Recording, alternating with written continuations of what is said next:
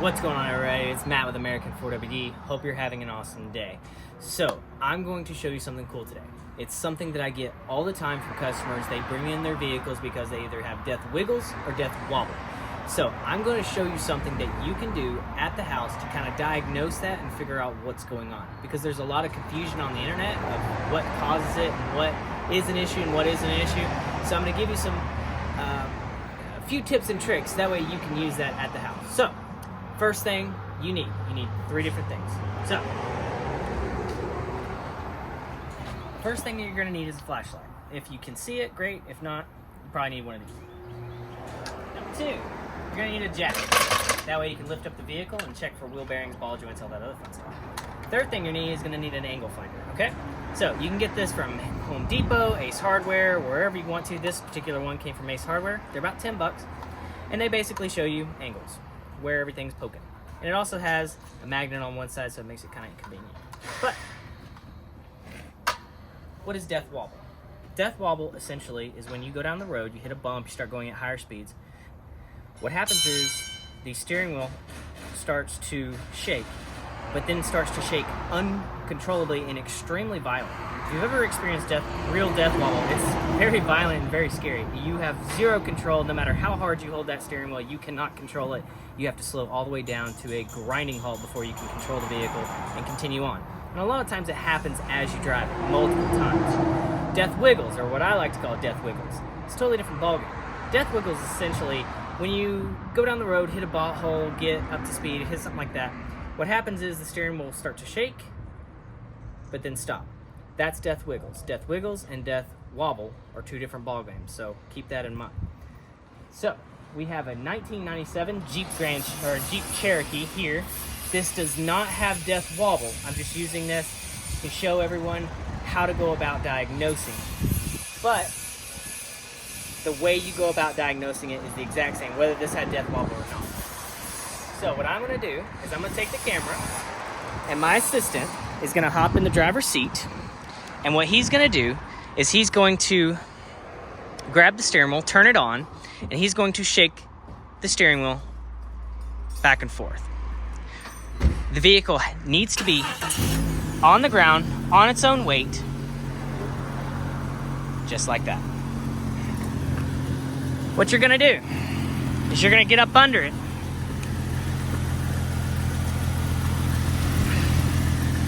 and you have all your steering components. At each of your main joints, you're going to take two fingers. You're going to put one finger on the joint and the other finger of whatever it's attached to.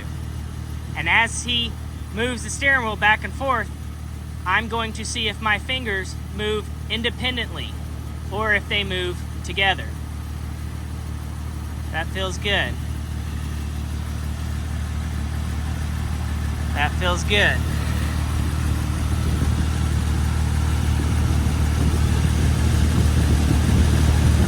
Feels good.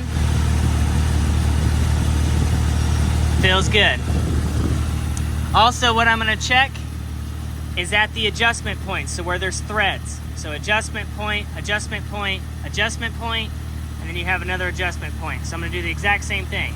Put one on the adjuster and one on the tie rod. Feels good. Feels good. Feels good. Feels good. All right, so we know that there's no play in the steering. So next thing to check is the track bar. This is the track bar right here. Loops up, comes back down, and attaches to the axle right there. What this bar does is hold the axle centered underneath the Jeep. It doesn't allow that axle to go left or right. I'm gonna do the exact same thing. Feels good.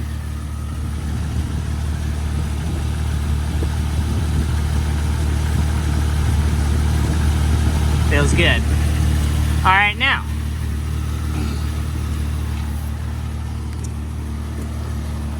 All right, that's good.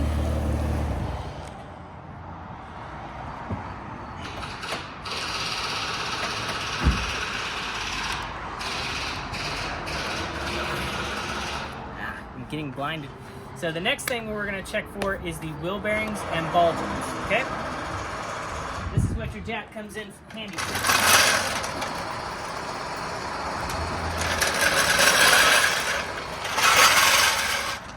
If you see right where I'm going to put the jack, I'm going to put it right underneath each control arm. Right there. And I'm only going to lift it up until the tire comes off the ground. Now, if the tire's off the ground, I can easily spin it. If you have a seizing caliper, bad brakes, you might feel a lot of tension here, and if you spin it, it'll stop very quickly. That can also cause an issue too. What I'm going to do is I'm going to check the wheel bearings, and I'm going to check the ball joints. How you do that is put your hand on the top. You're going to put your hand off to the side of the bottom. And what I'm going to do is I'm going to jiggle the tire back and forth. And if I feel any play, I feel nothing. No play whatsoever. And I can also go side to side just to verify that all the steering components are tight as well. You can also put a piece of wood, a pry bar, what have you. You can actually stick it up under the tire a little bit and pry upwards. And if you look in here, you have a ball joint. So come around this way. So you have a ball joint. So this is your upper ball joint, and I cannot see, so I'm going by feel here. Your lower ball joint. Am I on it? There it is. I think that's right there. Okay. So I can't see it, but that's the lower ball joint. And essentially, when you put that giant pry bar under the tire and you start peeling upwards, you're going to have a friend look to see if any of these ball joints or any of this knuckle essentially is going up and down. If it's going up and down or left or right, that means these ball joints are trashed. All right. So again, I know this vehicle does not have death wobble, so I do not have to get up under the other side to check any of that. But essentially, it's the same process. You check one side, check everything. You go to the other side, you do the exact same. Also, I'm going to look at the tire. If I can spin the tire and look straight across the tread, when I spin this tire, what I'm looking for is if the tread is actually bouncing. If it's bouncing, what's happening is this tire internally is coming apart, which can cause all sorts of balance issues, which can cause death wobble. I've seen tons of times where vehicles come in here with just a balancing issue, and it causes their death wobble. So I'm going to spin it just to make sure I don't see anything crazy. But also, if you look at your tires and you look at the tread, if they're starting to wave, then that also means, one, it needs to be rotated, but number two, there also might be a balancing issue. Your wheel weights may have fallen off, the sticky weights may have failed and come off, and that can be causing some issues, especially at higher speeds. If your death wobble happens at higher speeds, that can be an issue. Now, the very last thing, the last two things that I want to talk about is alignment and caster. Okay? Now, caster and alignment's kind of in the same deal. When's the last time your vehicle has been aligned? Well, I've had it aligned multiple times. All my steering's brand spanking new. I've done this and that, and I still can't figure it out. Okay, great. What's your caster? What did they set your caster to? Always get a print off of when you go get a alignment to make sure that they set the correct caster, because a lot of people forget this. Bad caster will cause all sorts of hell. It will cause wandering issues, will cause darting, it will also cause death wobble. So, a simple way to check caster is by using this. Now, of course, without some sort of tool, I cannot check to see if the tires are exactly aligned, but what I can check is caster right here on the ground. So if you get down here, when the manufacturer builds axles,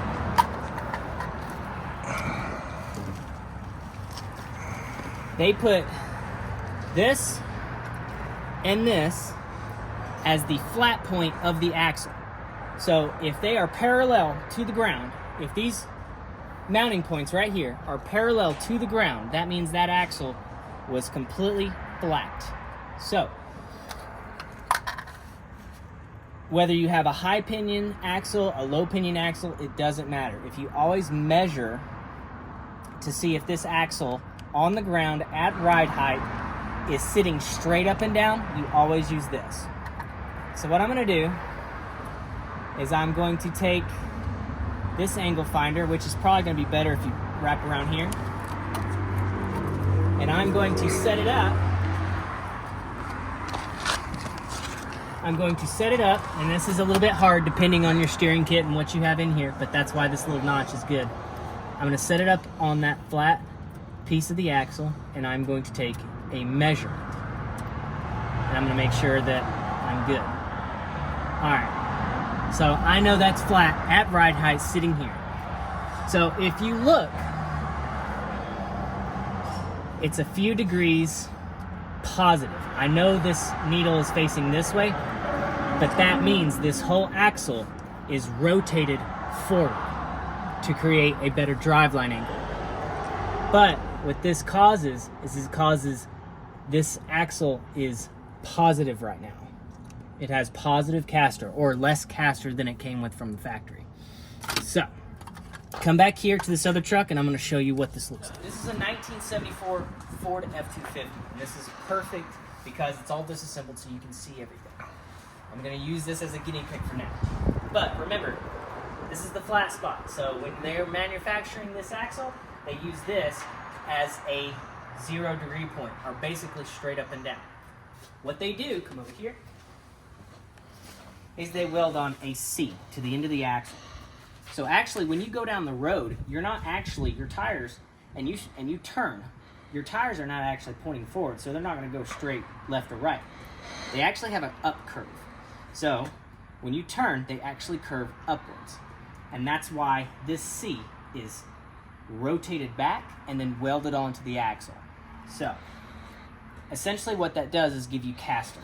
So caster is how much that C is pointing up. If you do not have enough caster, what happens is if this C is straight up and down, or it's actually inverted, so it's going this way, what happens is you're driving on your toes, and it's going to feel like that. It's going to be extremely darty, you can't control it, and it's going to cause all sorts of hell. You actually want that seat to be facing backwards. You actually want to have somewhere around -4, because this is rotated back, so that would be considered negative. -4 to -6 degrees of caster. If you do not have that, you are driving a go-kart, maybe worse, and it will cause death wall. So you always want that -4 to -6 degree caster, so that way when you turn, you stay more stable at highway speeds. So, all right, sorry, quick interjection into this video and then it continue on. Something that I did forget when filming that pretty much one take was what's called bump steer. Bump steer essentially is when your steering arms, the geometry is bad. That's the easiest way I can describe it. So I'm going to give you a quick idea of what I'm talking about. So if you look at this Jeep, it has what's called a crossover steering. All right? So you have an individual drag link that goes all the way down and connects, and then you have an individual tie rod, okay? They're not connected right here like a Y system on the XJ, okay? But bump steer still applies to this type of steering, Y-link steering, anything with a solid front axle. It still applies. If you look, this top bar right here, this red bar that goes all the way across, that is called your drag link. So that is connected to your steering box, and that is connected to your steering wheel. So when you turn the wheel, it pushes this red bar left or right. Basically, this bottom bar, it just connects that side to that side, so they move together, whichever way you go. Anyways, you also have what's called your track bar. So this bar right here is called your track bar. Again, it holds this axle underneath the Jeep, and it keeps it from going left and right. If you were to take a straight dotted line from this mounting point of your track bar down to the mounting point right here, and you drew an imaginary line of the angle at that track bar sitting at, you always want your drag link to match it. So if the mounting point on your drag link was way down here and it was almost flat, but your track bar is at a tilt, what's gonna happen is, as you go down the road, I'm gonna try to hold this with my knees here so I can use both hands. Now, if your drag link is here, but your track bar is here. When your suspension cycles up and down, they are going to bind. They're basically going to fight each other. They're going to do something like this. So what happens is you'll be going down the road and you'll hit some sort of divot, a pothole, anything, and it will jerk you. Or it'll actually take the Jeep into the other lane, or it can move you very far across lanes and jerk you around. Basically wandering, but on steroids. So that's called bump steer. So if you have any of that, then check the geometry of your steering. Make sure that the angle of the drag link matches the same angle as your track bar. Now, if the drag link sits higher than the track bar, that's fine. If it sits lower, that's fine. But as long as they're parallel, the mounting points are completely parallel as far as the angle goes, then you will have no bump steer at all. But anyways, back to the regular video. All right, so the last thing I want to mention is what's called a steering stabilizer. I think everybody knows what a steering stabilizer is. I think everybody has heard that steering stabilizers stop death wobble. Okay. Death wobble is not normal. It's not supposed to be happening. Something is wrong. Something is off. The geometry is off. Something is not doing what it's supposed to do. The vehicle, nor the axle, nor the steering was ever designed to be okay with death wobble. And anyone who's had death wobble knows this. It's very, very scary. It's very dangerous. So, you will see on the internet, oh, I need a steering stabilizer. Oh, I need dual steering stabilizers. Let me tell you something. You know what? It actually may stop your death wobble sometimes. I've actually seen a few people that got like twin Falcons, and it was band-aiding his death wobble. So I guess you could use it as a band-aid, but also people with hydraulic assisted steering, I've seen them and it's been band-aiding their death wobble for a long time. Okay, that's not the intended use for a steering stabilizer. All the intended use for a steering stabilizer, all it is a shock for your steering. That's all it is. And essentially when you hit bumps or something like that, it's supposed to just dampen the feeling of that bump. It's just supposed to make it slightly nicer to drive. That's all it does. It has nothing to do with your death wobble. It has nothing to do with stopping death wobble. It has nothing, besides those few points that I just made, it will do nothing for you. So, do not read into any of that. Do not sit there and waste $500 on a steering stabilizer when you have something else wrong. But anyways, guys, I'm sorry, I've been rambling. But guys, thank you so much. Any questions, comments, your own personal stories, if you've got some crazy mess going on, you want me to take a look at it, yeah, come on down to American Ford WD. We're in Chattanooga, Tennessee. If not, throw me a comment, and I could probably help you out best I can. But guys, thank you so much. Don't forget to like, comment, subscribe, all that fun jazz. Thank you so much. We will see you later.